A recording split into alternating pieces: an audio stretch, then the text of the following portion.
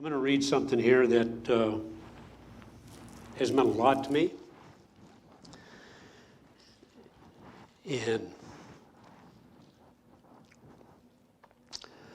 most of my life, I was not this person I'm going to be reading about. This is found in the Book of Education, page 57. The greatest want of the world is the want of men. Men who will not be bought or sold.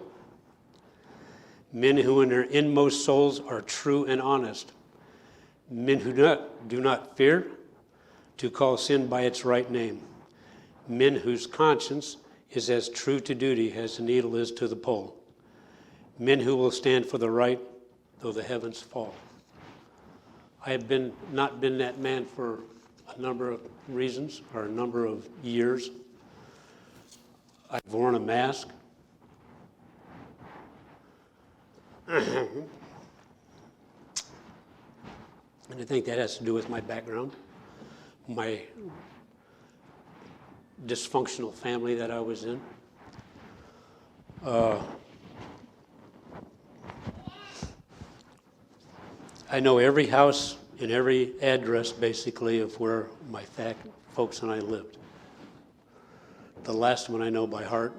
The other ones I know by pictures, and I can probably still find them if they existed. But the house I remember was, the first house I remember was the one I was 8 years old. My parents had some friends, Helen and Johnny.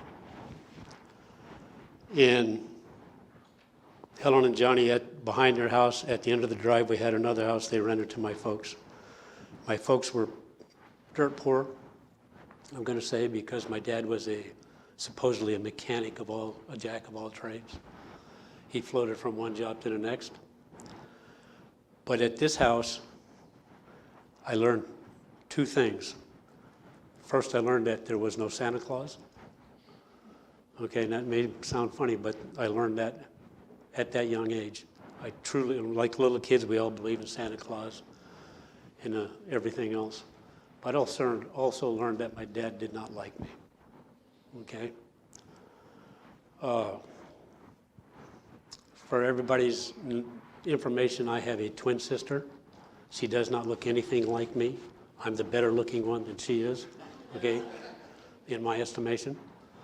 My sister has scoliosis really bad. She does not travel because it's handicapped her so bad that she just doesn't leave the house. Plus, she's out right now taking care of her husband who has Parkinson's. Alzheimer's, rather, excuse me. I get them mixed up for some reason. I have a younger brother who, with both of them, I used to call them every year on their birthday, and I quit doing that because they never call me or talk to me. My brother every now and then will text me. Last time I heard from him was last month or 2 months ago, after not hearing from him for about a year. So I have a very dysfunctional family. But on on Christmas of when we lived in that house when I was 8 years old, my parents put all of us kids in the car, backed out to the end of the driveway next to Helen and Johnny's house, and went back to the house. Said, well, we forgot something, we'll be back in a minute. They went in and turned the light on in the center of the front room in front of the big window, but they had the shades drawn. And we could see them carrying packages out and putting them under our trees.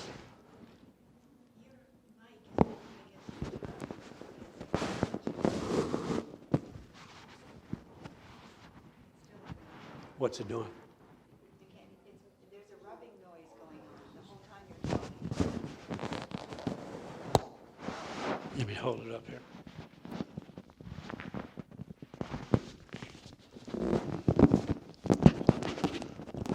Excuse me, people. Is that better? Okay. But we saw them bringing packages out. Because we were watching the window, we were watching the shadows. So I learned at that early age there's no Santa Claus. And I shouldn't have believed in Santa Claus anyway, but that's what we did back then. And sometimes I think they still do that today. One of the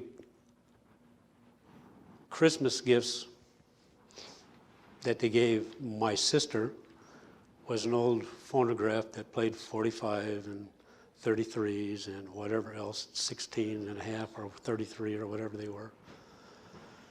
And my parents left the house one day, took my brother, and left me and my sister there. We were 8 years old. We were there by ourselves. Kids at that young age get into things they're not supposed to get into. We decided to look in our parents' closet, and we found all of the pictures from our earlier childhood to present, whatever. And in that package, or box we got out, we found an album, a little record that, let me preface this by saying that my dad was a Marine, ex-Marine, not retired. He went AWOL during the Korean War. I know that for a fact because my brother found that out and told me. But that record was addressed to my mother, so we put it on the record player, my sister and I, and listened to it. And the first words we heard were to my mother, "I love you, how you doing? How's my precious Robert," which is my brother. "I don't want to talk about the other two because I don't really care for him." That was the exact words that were on that record player. So how's that make an 8-year-old feel? Okay? So I've struggled with, I'm going to say depression, because I had a father that did not love me. Thankfully, I have a father that does now. Also at that early age, all of my mother's brothers and all of her sisters' husbands were in the military. So I got to see a lot of uniforms. And I fell in love with the uniform. So at 8 years old, I knew I was going to go in the military. That was my dream. I don't care what else happened, I was going in the military, come hell or high water.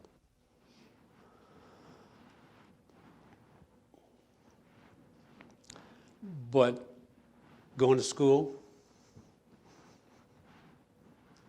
I went out for cross country. I got disillusioned with cross country because when practice came, I was the only one out there running. Nobody else was, so I quit. I graduated from high school in 1969, but long before that, when I was 14 years old, my parents got divorced because they just didn't see eye to eye. I don't know what the problem was. I've got a general idea, but I'm not going to say what I feel. But because of an 8-year-old here, I don't like them. That means I don't like you either. I don't like the woman I'm married to, even though I said I love you on the record. I don't like you. I've seen the struggles that they went through. My dad came over I came home from work. This is long before I knew anything about Adventism. I came home from work. I used to work for the United States Air Force on Mayth Air Force Base in California, Sacramento.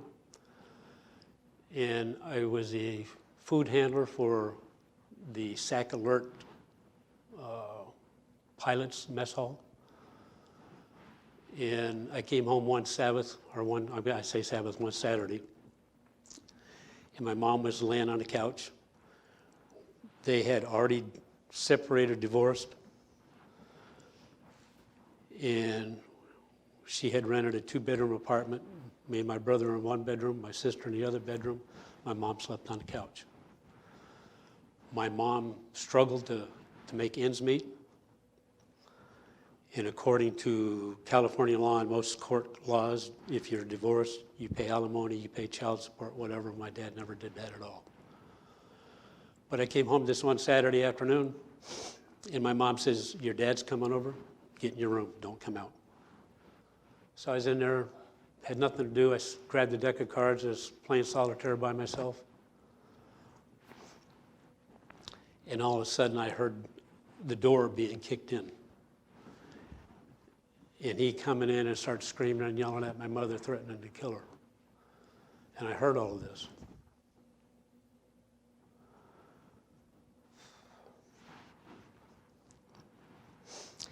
And I quietly grabbed that deck of cards,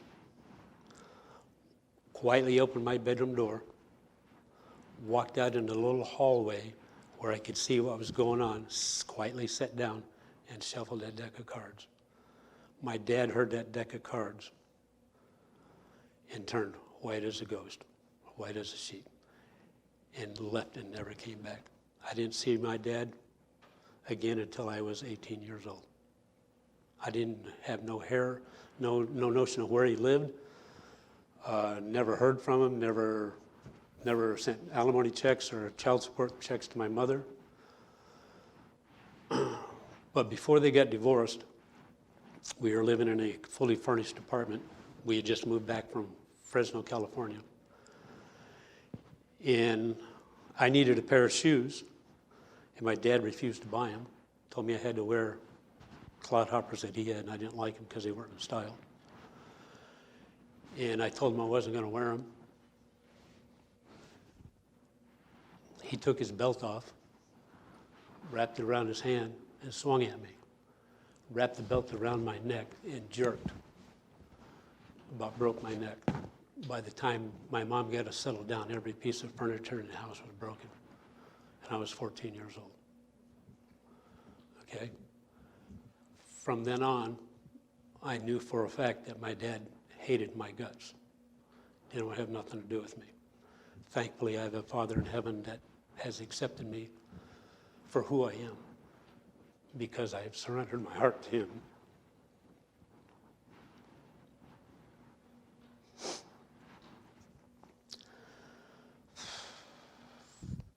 I like what John 3:16 says. For God so loved the world that he gave his only begotten Son, that whosoever believeth in him should not perish but have everlasting life. I wholeheartedly believe in that. But because of my walk and my choices that I've made in my life, I struggle with having a Father that loves me so much. I cannot comprehend why he died for me. I will never understand that. Maybe not even in eternity. I'll never understand that. But he voluntarily stretched his arms out and died for me, and died for each one of you sitting here. At the age of 18, I was hanging with my buddies in high school, two of them, Mike Parsons and Jerry Cantwell. And we went over to Mike's brother-in-law's house, I think it was. And we were all sitting out in the front yard talking, shooting the breeze. And somebody came out of the backyard of the house next door, and it was my dad. That's how I found out where my dad lived. Needless to say, I was holding a grudge because I didn't know God. I had no inkling of God. I know there were a few times, maybe twice, that I can remember where my dad forced all of us to go to church, which is something you don't do. You don't force religion on people. And because the grudge that I had held against my dad, I talked my best friend, Mike, not Jerry, but I talked Mike into take me back over there around 1 o'clock in the morning. And I took a little tool that's about this big and undid every valve stem in his cars. So he had 2 cars with 4 flat tires the next morning. He knows who did it. Because when you let the air out of a tire like that, okay, he saw me disappearing down the road. But later on, during that same, my 18th year, in the apartment that my dad kicked the door in on, I came home one Saturday afternoon, and my mother was sitting at the dinner table, or at the table, whatever. And our next door neighbor, male, named Harvey, was sitting there. And I knew what was coming because I'd watched this. My mother, I'll put this out right now, my mother was an alcoholic. She was a lust, she was a pushover. She was reaching out for love, and the only way she could find it was to take my neighbor's wife's husband away from her. Okay, and I saw this coming. I knew it before they even asked me what they wanted. So I'm physically abused by my dad, mentally abused by both of them, because both of them kept telling me as I was growing up, "You're so stupid, you're not going to amount to a hill of beans." And I bet you everyone in here has probably heard that one time or another in their life. I was told that so much by both of them that I believed it in my heart. And when a young person believes that in their heart, they don't have any hope at all, unless they turn to God and they know God. Somebody brings them to the foot of the cross. But I got home this one Saturday afternoon. My mom's sitting at the table, and Harvey's sitting there. They're drinking beer, carousing, carrying on. And I said hi and walked back to change into the bedroom to change my clothes, to get in the shower, and whatever I had to do to get cleaned up. And Harvey says, "Ricky, come here. We want to talk to you." That's what they called me, my mom. That's my mom's nickname for me, is Ricky. I hate the name. So please don't call me that. Don't you dare, Will. But I went back and quietly sat down. Said, "Yeah, what you need?" And his comment was, "How would you feel if your mother moved away and moved in with me?" And as far as I know, he wasn't divorced at that time. Okay, I'm not sure on that. I'm not even going to broach it, but I sat there and looked at him and I says, "You're adults, you do what you want." Okay? The next morning, I got up to go to school because I was still in school. There was a note from my mother on the table addressed to me and my brother, because my sister had already had enough of the abuse and moved out. She got married and moved out.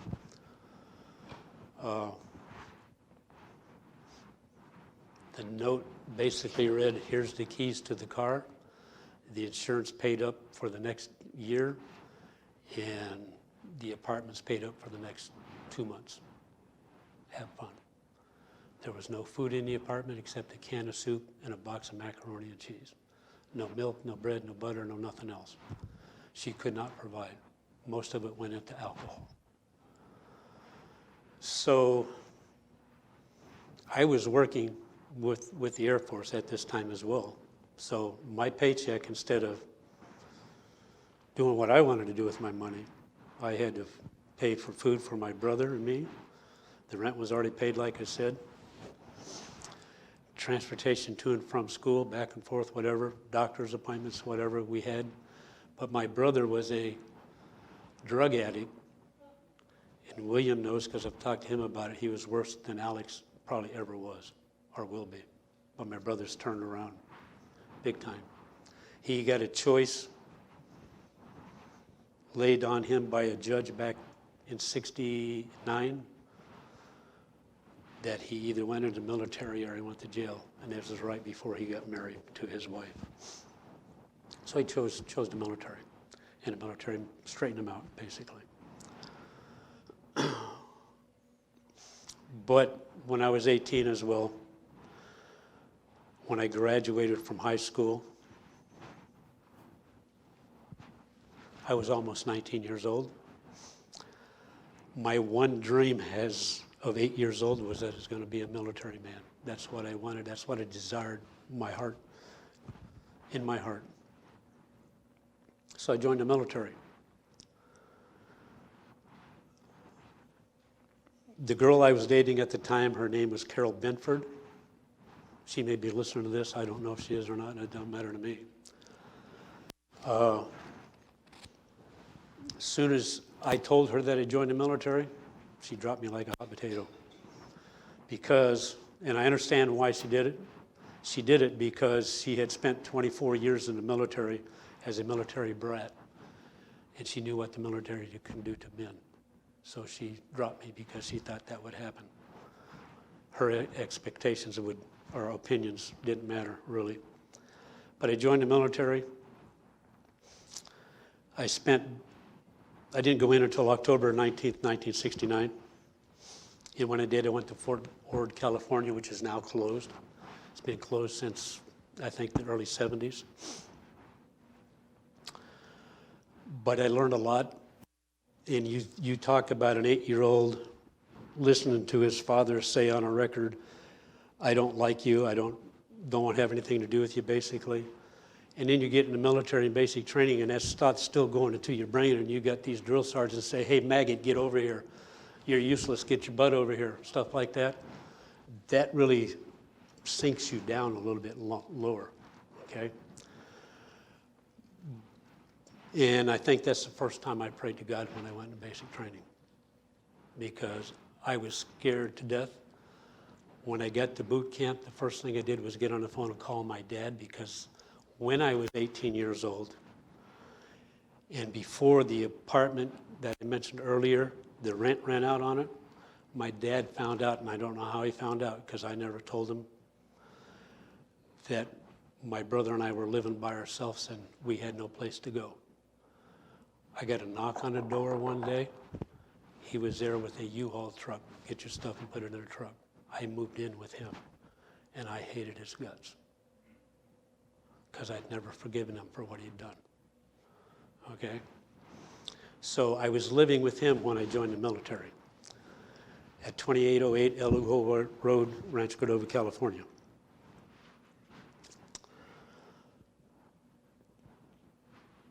I came home from work one evening, and my brother was drunker than a skunk. My brother broke into my dad's booze cabinet because my dad was of the world, so I was of the world as well, just like everybody else was. And my brother made the mistake of getting on the phone and calling our dad and tried to talk to him. Well, you know how a drunk talks, they slur everything. So I heard my dad as I came in the door, stay at home, I'm coming home. And I grabbed the phone and says, I'm here, I'll take care of it. He says, no, you won't, you're not mature enough to handle it. You can't amount to anything, you're not gonna handle it. So I said, fine. So I stayed there until he got there. I went in to say something to him about my brother, and he just smacked me across the face, says, get out of here. So I went in the room, grabbed my car keys, and left. It's gone for like 3 days, I guess. But I did join the military shortly thereafter, and I've never looked back. When I get to basic training, and I called him, he was the first one I called, his comment was, I don't want to talk to you. I don't have nothing to do with you. So I said, fine. I was reaching out for some kind of nourishment because I wasn't sure what I was doing. And I needed somebody to boost my morale.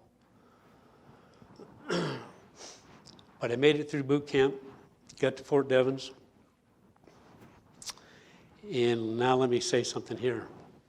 I knew no females at Fort Devens, Massachusetts, okay? I was in military intelligence, so when I went back on vacation after Fort Devens, before I went to Germany, none of my buddies I hung out with in high school wanted to have anything to do with me. Because military intelligence, when they go to investigate for your background investigation, they go to all your friends you listed, and I listed the 2 best friends I had. And all they do is go, who else does he know? They send the FBI to do this investigation. So they thought I had done something terribly wrong and against the law. The FBI don't say, we're here to look at, are you his friend, blah, blah, blah. Who else does he know? That's all they wanted to know. So I don't know how many people they looked at, but they didn't want to have nothing to do with me, so that made me a little bit more down on myself. But when I got to Fort Devens, because of military intelligence, I had to take, in a field that I was hoping to get into, I had to take Morse code. Morse code you type on a typewriter, okay? And in order to get the job that I wanted to get into, I had to type 18 groups a minute. And that's, to me, is booking. I can type. I did it eventually, but it took me a long time to do it. When you're typing Morse code, you're known as a mill monkey. And mill monkeys are known as O5Hs. Okay, that's what their job reference title is in the military. And while we were doing our class, the instructor came up one day and said, "You've got until this date to pass 18 groups a minute, or you're going to be a mill monkey and go to Vietnam." And I went, I don't want to go to Vietnam, but I'm having struggle in typing this. So I did something I shouldn't have done. I asked a buddy across from me to type it for me. And he turned the paper in and he gave me credit for it. And that's something my wife doesn't know, but she knows now. I didn't feel good about what I did, and I did ask God for forgiveness.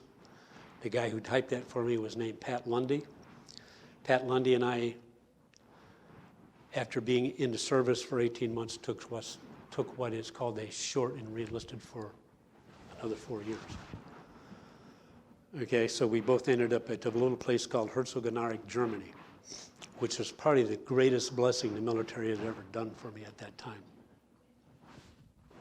What? Yeah, I will. I skipped something. She wants me to say it. So I need to, but I don't want to get too far ahead of myself. I made a comment that I knew no females at Fort Devens, Massachusetts. I came back from AIT training one day for lunch, and the military has a CQ, and a CQ is nobody but somebody who answers the telephone. So the first sergeants and the commanders can do whatever they please. And the CQ saw me coming, and he says, "There's some lady that just called for you." And I'm looking at him going, "Are you crazy?" And he goes, "She will call back at 5 o'clock, be by the phone." And I racked my brain all the rest of the day. I could not concentrate on what the instructor was saying that afternoon. I'm going, "Man, who is this female?" Well, at 5 o'clock, the phone rang, and the guy looked at me and says, "It's for you. You answer it." So I answered it. And it was a girl I graduated with from high school. Okay, this girl's name was Dee, or Diane. I don't know her maiden name. I know her married name is Dee Rexius, or Diane Rexius. And her husband, I graduated with her in June of 1969 from high school, okay? Her and her husband moved back to Massachusetts because he had a job back there, I think it was. I'm not exactly sure. So they made arrangements to pick me up and go to church with them Saturday of that same week. And I'm going, I don't know about this Saturday stuff. You know, I've never been to church on Saturday, don't know who goes to church on Saturday. So I agreed to go. Little did I know, but let me back up. That time AIT, back in the so-called Brown Boot Army, no civilian clothes were allowed in AIT. You had to wear your uniform because that's who you were. You represented the military every time you went off base. And keep in mind that in 1969 and 1970 and 72, 71, 72, Vietnam was going on. And the military were hated. Okay? So they picked me up. I was in my uniform. We went to their church in Leominster, Massachusetts, which is a little dinky church, smaller than this church. And you walked in the church foyer, real small, probably about the same size as out there, maybe a little bit bigger. You walk in the door and there's pews here, center aisle.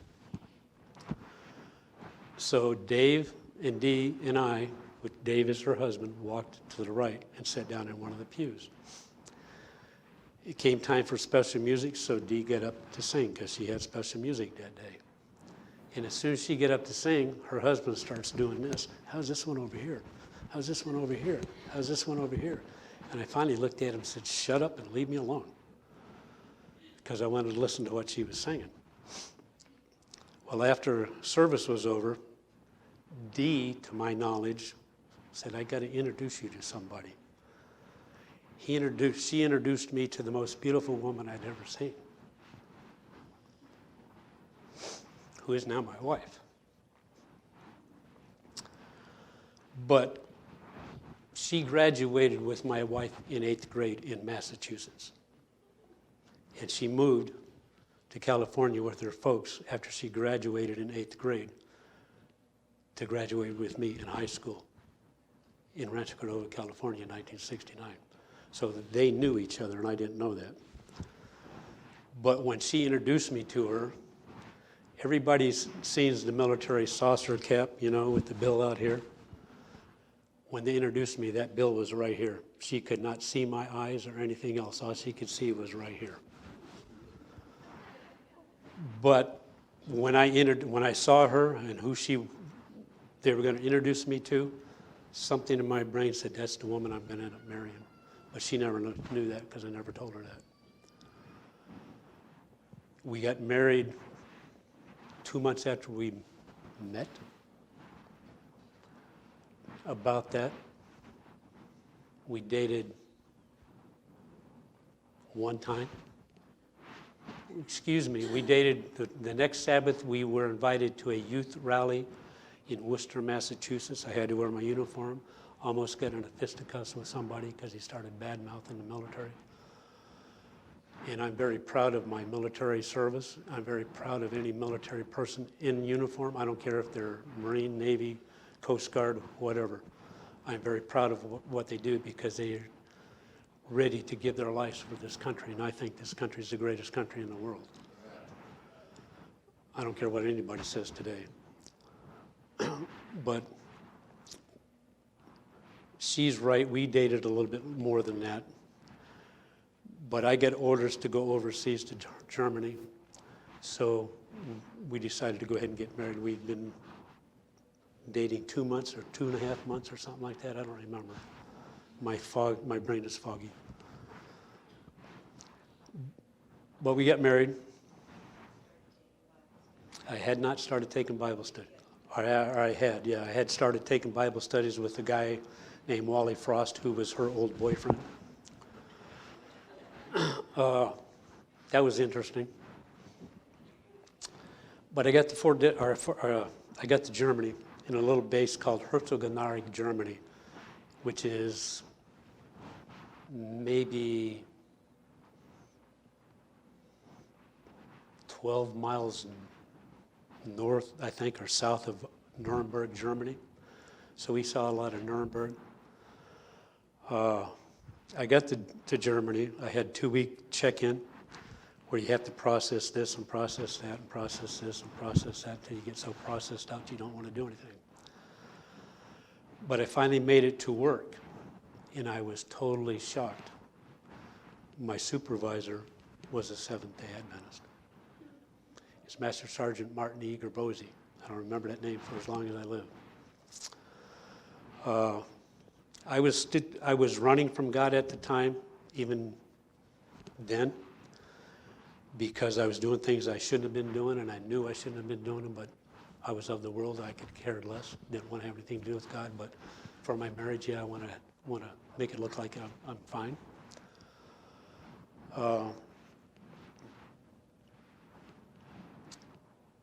We used to attend a movie at Herzogenaurach every now and then.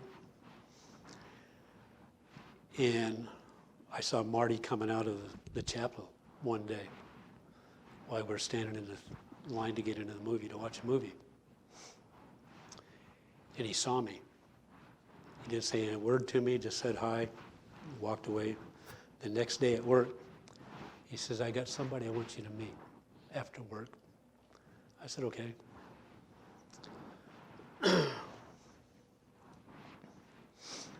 So I met him after work, or we got off work together, and we walked over to the chapel. The chaplain, whose name is John E. Keplinger, was a Seventh-day Adventist. So my back was covered. The only chaplain on base. So what he told us on Sabbath, he told his Sunday congregants on Sunday morning. So they got the same sermon we did. But I still struggled, even though I was taking lessons from John, I believe, off and on, but I wasn't really paying that close attention because I was more of the world and in the world. And then, I don't know what transpired or what took place, I can't remember exactly, but my heart reached a point where I've got to have what they have. Just like Penny approached me a while back, says, I got to have what you have. I accepted Christ in my life back then. In 1971, August 1971, I was baptized at Camp Winnipeg in Massachusetts. I'd come home on vacation. I'd come back to Massachusetts. I hadn't gone to my home yet. But from the day I was baptized, it's like I put on a mask because I kept running. I'd rather be in the world than in Christ. And I think Frank knows what I'm talking about. I had more pleasure being in the world than doing what I wanted to do because it was me doing it, not somebody telling me I can't do it. I had to make the decision, I can't do this, I have to be this way or this way. Okay?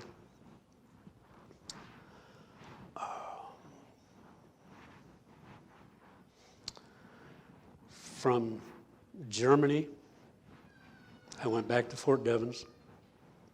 I was at Fort Devens for maybe a year. I was supposed to be there 3 years. And because I was doing my own thing, not listening to the voice of God, God got my attention because I failed instructor training to teach what I was taught in the military. So they shipped me to Shimmy, Alaska. Shimmy, Alaska is a little 2x4 island it's next to the last island out in the Aleutian chain. It's 450 miles off the coast of Russia. We had an antenna, I don't remember the name of it, bigger than that back wall back there and curved. And it was pointed directly at Russia and Kamchatka Peninsula.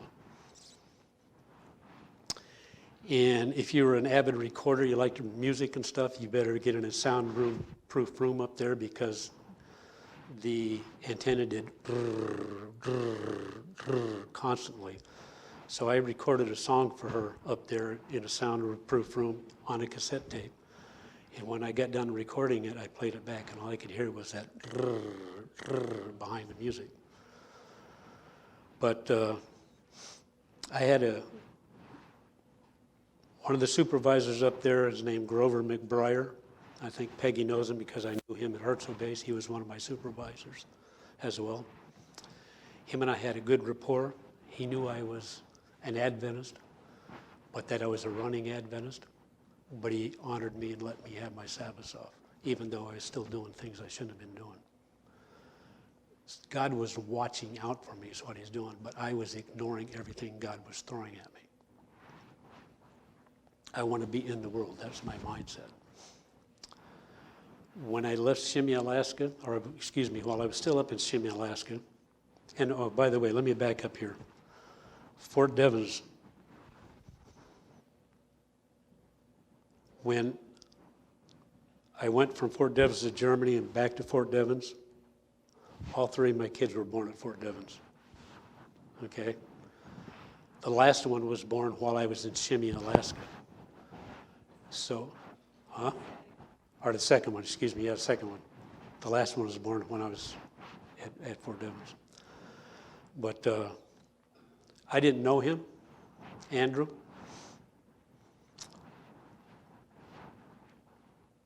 He didn't want to have nothing to do with me. He didn't know the old man that came in the house. He never seen him, never smelled his scent. And she had, how old was he? 6 months old, something like that, when I came back. It took us a while to bond. That's all I'm going to say. Okay? Now we're great friends, just like all of my other kids and I are great friends.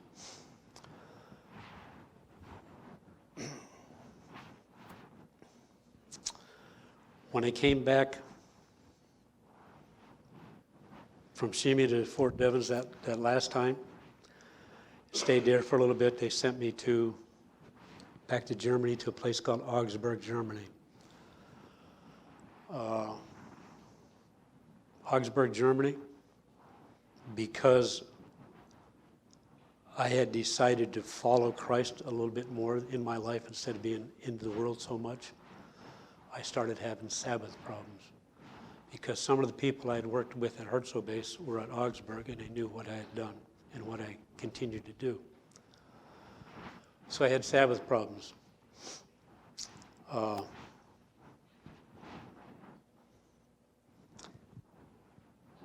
I had them actually before then at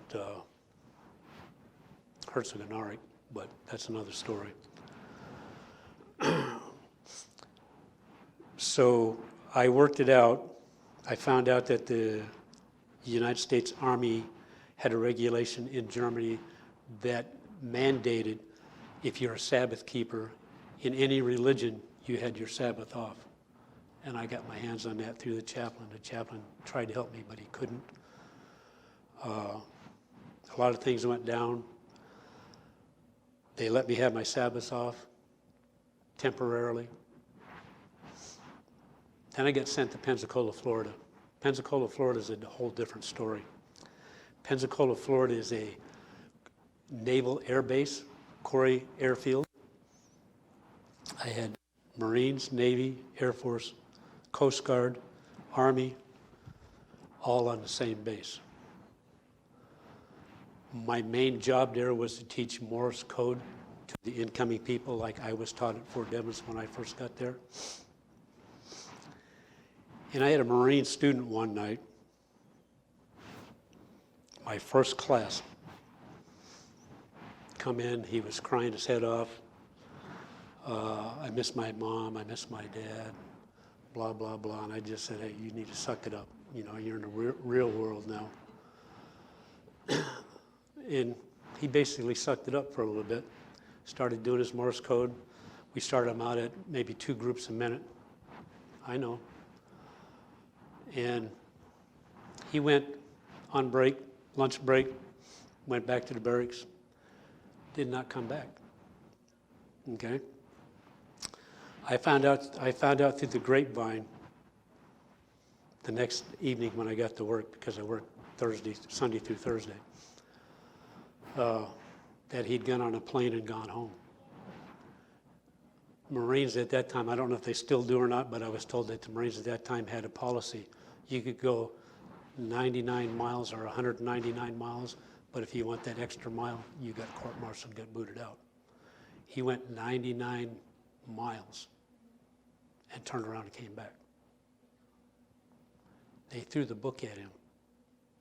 I went to bat for the guy.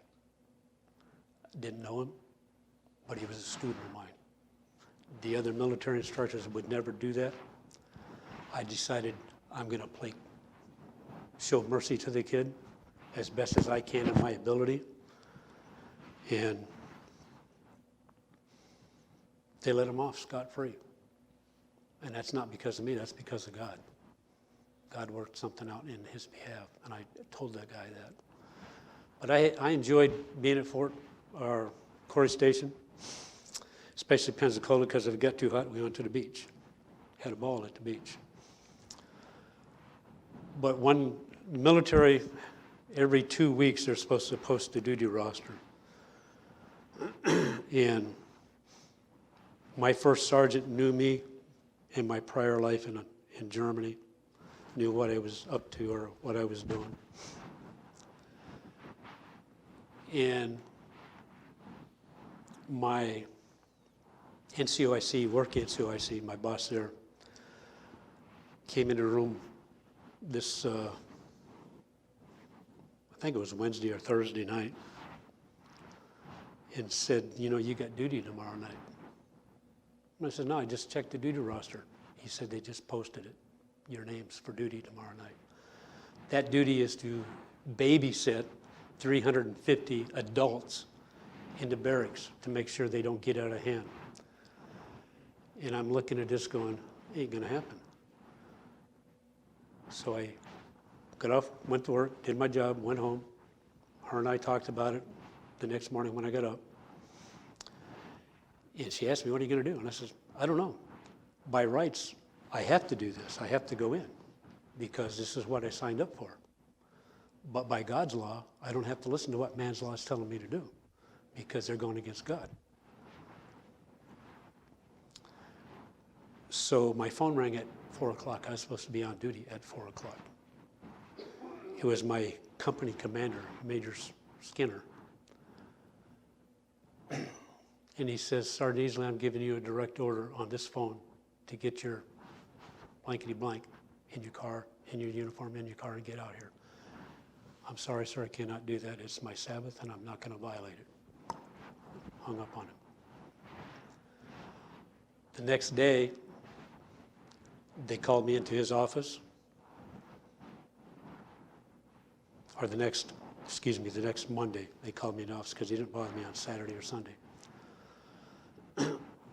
I was issued an Article 15 under the Uniform Code of Military Justice.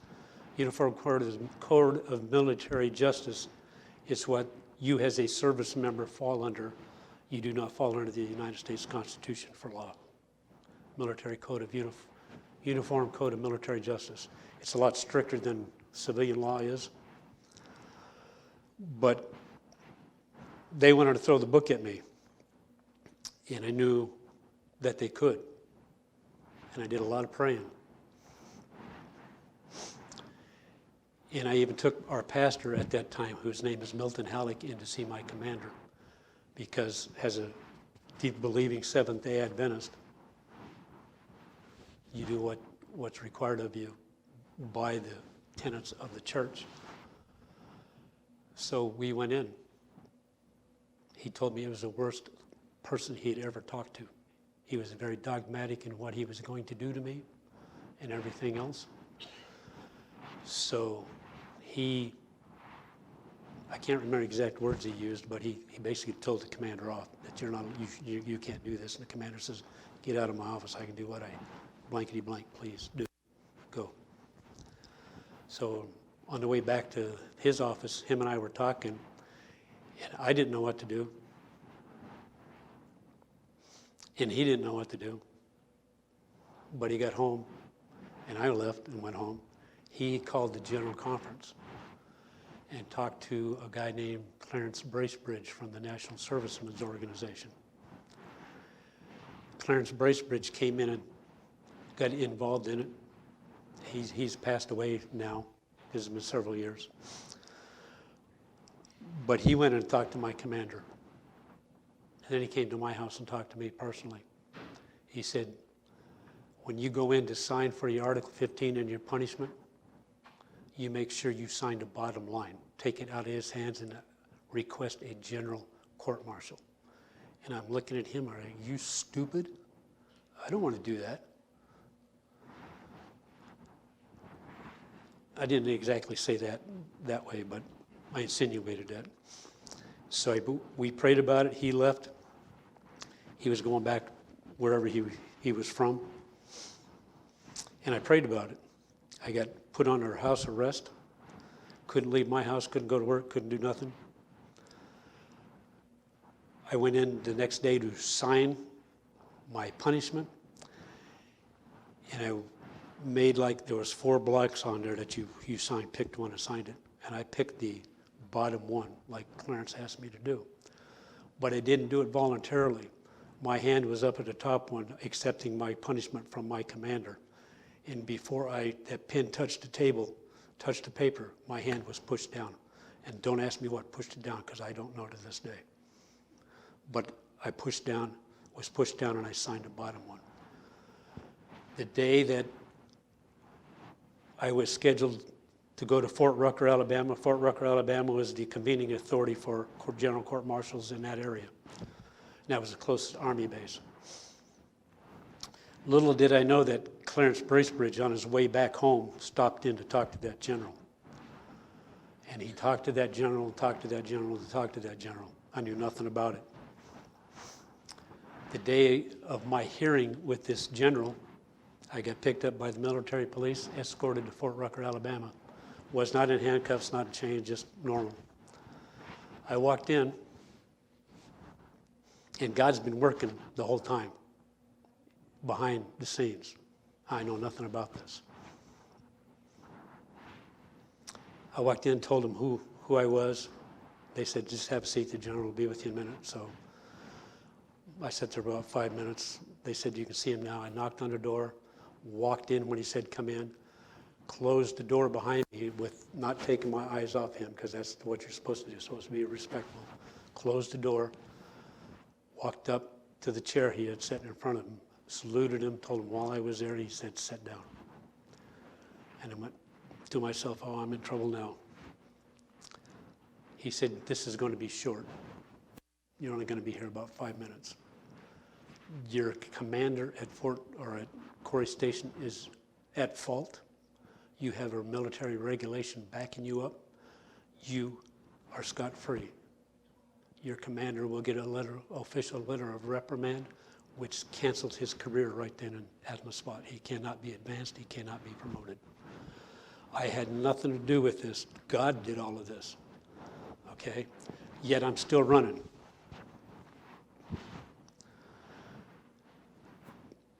In a ran off and on, he helped me get over cancer, my colon cancer. He told me what I needed to do to bring it up to date. He's helped me through the prostate cancer, and by the way, I saw my doctor this past Monday.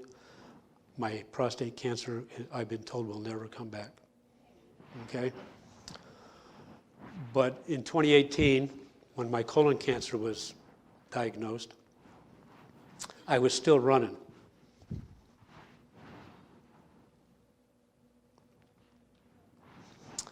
We had a Bible worker here named Chris Trent.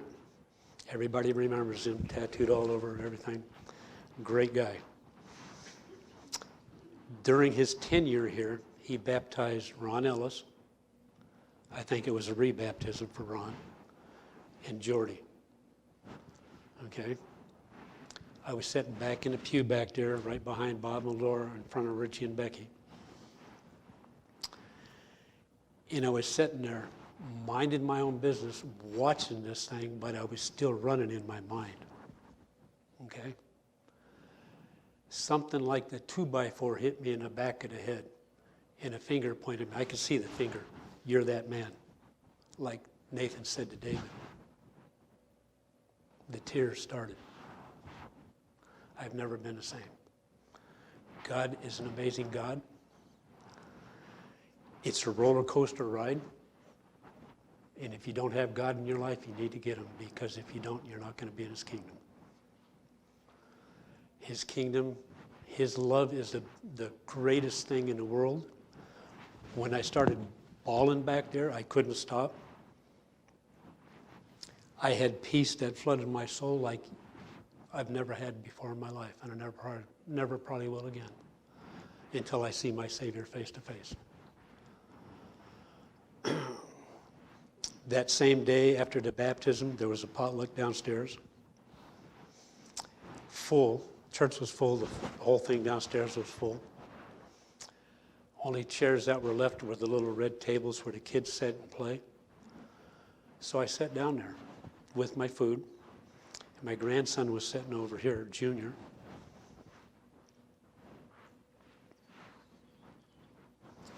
And I was eating and I was still bawling. I couldn't stop the crying. He saw me sitting there and he came over, picked his plate up, set it down, sat down, and he says, why are you crying? I looked at him and I said, I quit running today. And he understood. Christ is the greatest thing that has ever happened in my life. And always will be. When I retired from the military in 1990, I put an application in review at the Review and Herald. Never heard from him. And I think the reason I never heard from him because I was a office manager in the military. Go ahead. And I think Lori Williams thought I was going to take her job, but I'm not sure of that. I wasn't about to do that. But after working various different jobs, I finally went to the review, got a call from Glenn Klein, said, call them and talk to them about this. They hired me on the spot. When I went in to sign all the paperwork, they pulled my file out. I didn't know they had a file on me because I'd only applied one time. That file was from 1990, and it had all the original paperwork in it. They hired me on the spot. That was God's doing. It wasn't my doing. Okay? God works wonders. If you have troubles in your life, turn them over to Christ. And what I look forward to is found in John 14, verses 1 through 3. For in my Father's house are many mansions. If it were not so, I would have told you. I go to prepare a place for you, that where I am, there you may be also. And I look forward to that day with all my heart.